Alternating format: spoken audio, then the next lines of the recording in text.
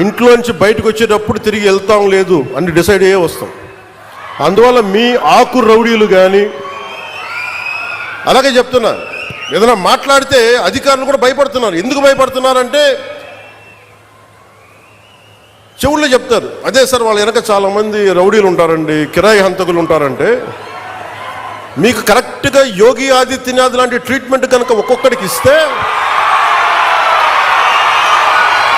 ఒక్కొక్కడికి రౌడీజం అంటే కాలు కాలు కీలు కీలు తీసి మడత పెట్టి కింద కూర్చోపెడితే, అప్పుడు కరెక్ట్గా చెప్తా, కరుడు గట్టిపోయిన జీవితకాలం ఒకే మన వాళ్ళకి ఏకీభవించవచ్చు, ఏకీభవించకపోవచ్చు.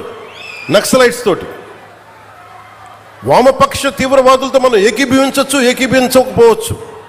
అలాంటి బలమైన ఆర్గనైజేషన్నే కకావికలం అయిపోయిన పరిస్థితుల్లో ఉంటే ప్రభుత్వం తలుచుకుంటే, అలాంటిది ఇన్ని లక్షల మంది పోలీసు ఉండి, ఇన్ని వందల మంది ఐపీఎస్లు ఉండి, 1000-2000 ఉన్న డిఎస్పీలు ఉండి, అలాంటి కిరాయి గ్యాంగుల్ని మెయింటైన్ చేసే వ్యక్తుల మీద 2 రోజులు 48 గంటలు మీ చుట్టుపక్కల ఎవరున్నారు, వాడి పేరేంటి అన్ని కనుక్కొని ఒక పొలిటికల్ నిర్ణయం తీసుకుంటే మళ్ళీ ఎప్పుడు ఇలాంటి మాటలు రారు. మీరు అక్కడి దాకా తీసుకెళ్ళకండి.